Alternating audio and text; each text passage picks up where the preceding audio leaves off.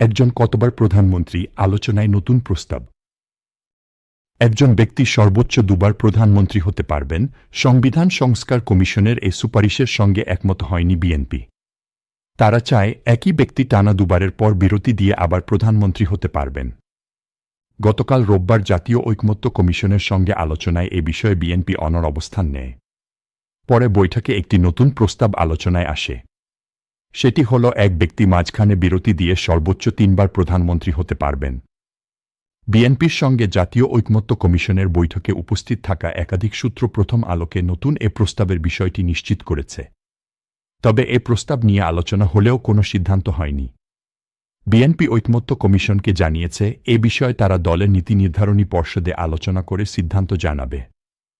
এছাড়া ক্ষমতার ভারসাম্য আনতে সংবিধান সংস্কার কমিশন যেসব প্রস্তাব দিয়েছে তার অনেকগুলোর সঙ্গে ভিন্নমত জানিয়ে অনড় অবস্থানে ছিল বিএনপি।